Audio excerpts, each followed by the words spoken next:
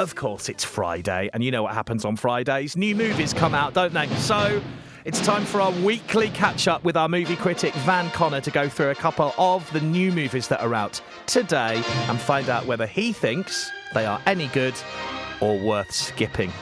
Welcome back to the show, Van Connor. Good afternoon. Good afternoon, Mr. Ball. Always a pleasure, as always. Always a pleasure. Now, you've been very busy having a look at all these new movies. We're on social media together pretty much every day. You post a picture of you at another screening, and they always look so exciting.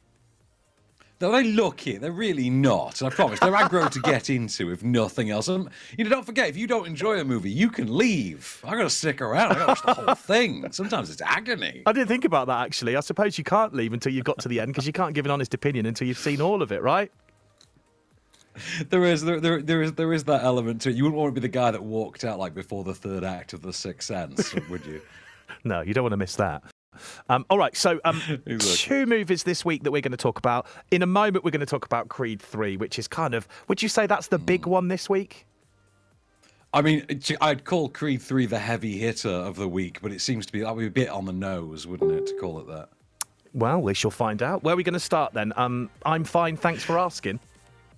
Yeah, let's talk about I'm Fine, Thanks for Asking, which is on a limited release from today, so it's in selected cinemas. So check your local art house, your Curzon, your Everyman, kind of a cinema for this one.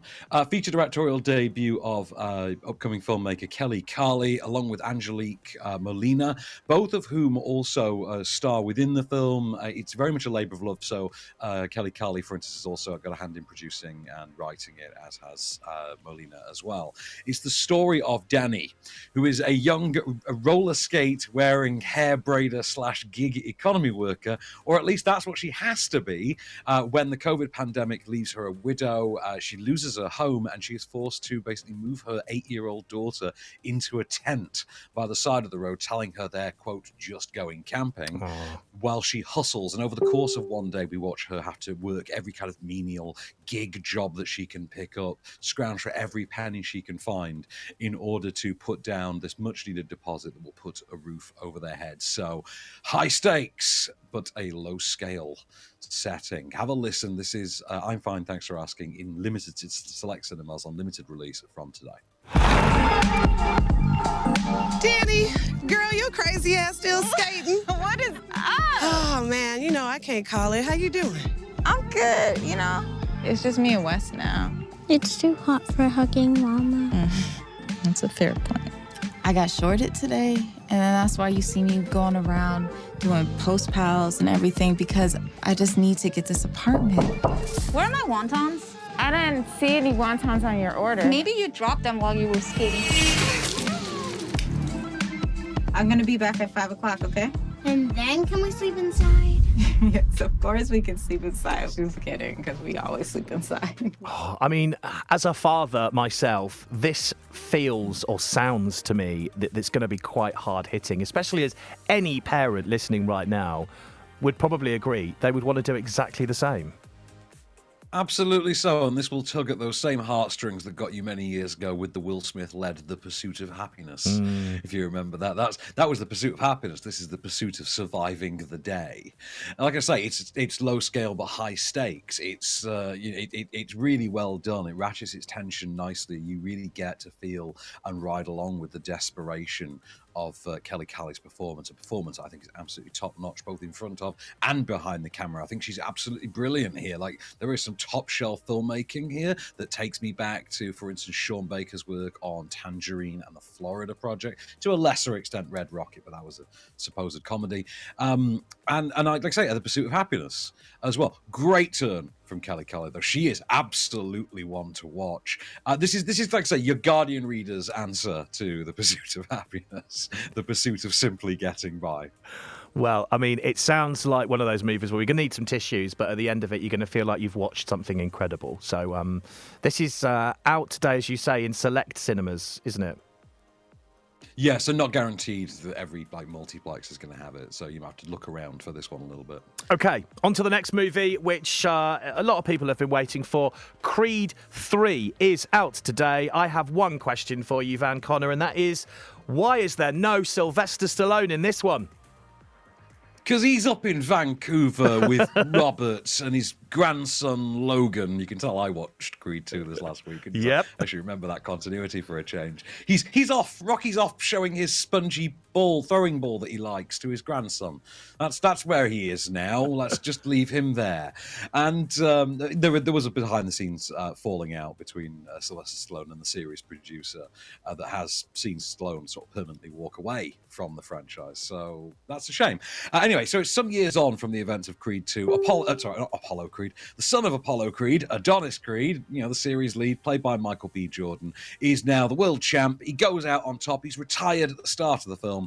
And then a new challenger emerges. Only this one's not an outright baddie-style challenger. This is his sort of childhood best friend, his best friend from when he was growing up on the streets in a foster care system, his friend Damien, who has returned from prison seemingly due to something in their past that involves Adonis, like directly, and is looking for revenge. As he figures it, he's owed his boxing career. It was supposed to be his time in the limelight, and he challenges Adonis for everything he's got, his entire world in the middle of all this. I'd say you've got Adonis's relationship with his daughter and his wife and how they deal with hearing impairment going on in the background as well. And of course, the ever looming void left behind by Rocky. Have a listen. This will set the tone nicely for you for Creed 3. The higher you get, the harder it gets.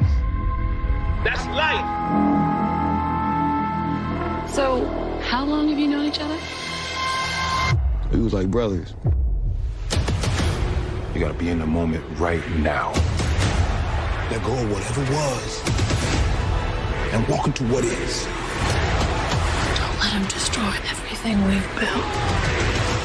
Oh, see, it sounds absolutely epic to me. And if anyone's listening now who hasn't seen Creed 1, Creed 2, and they just quite fancy seeing this, would you understand it, or do you need to know the whole backstory?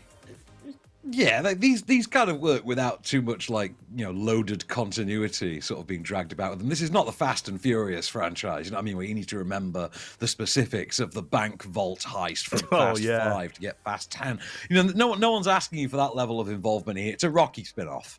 They know what this is. And the thing is as well, though, this is the directorial debut, the feature directorial debut also this week for Michael B. Jordan, for star Michael B. Jordan, who's gone behind the camera as well.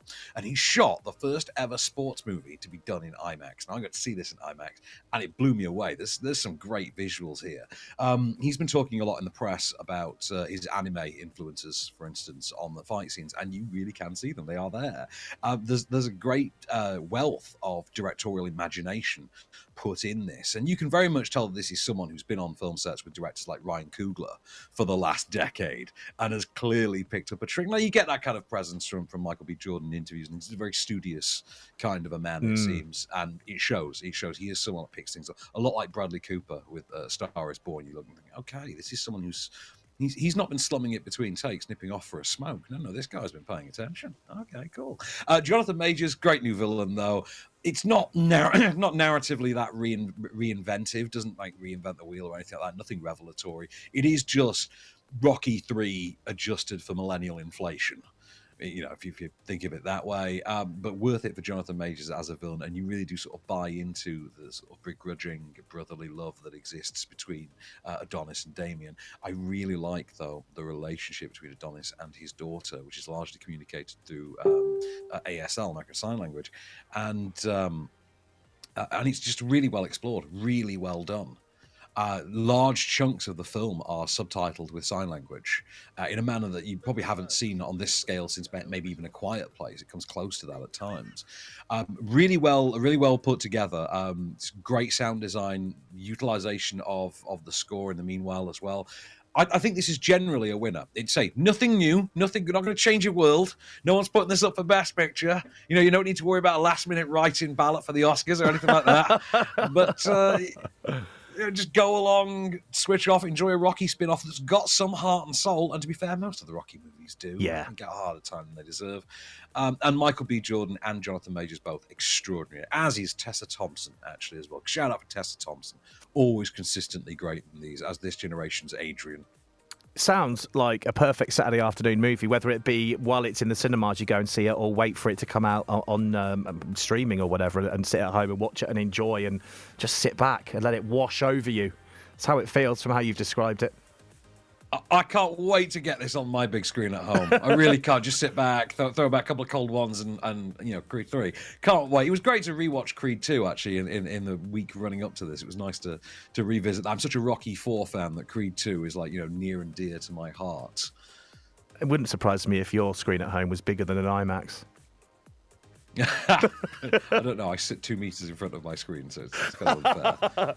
Amazing. Well, that is out today. Creed 3, if you want to go and see it yourself. Thank you so much for coming on, Van. What have we got next week that's coming out that we can look forward to?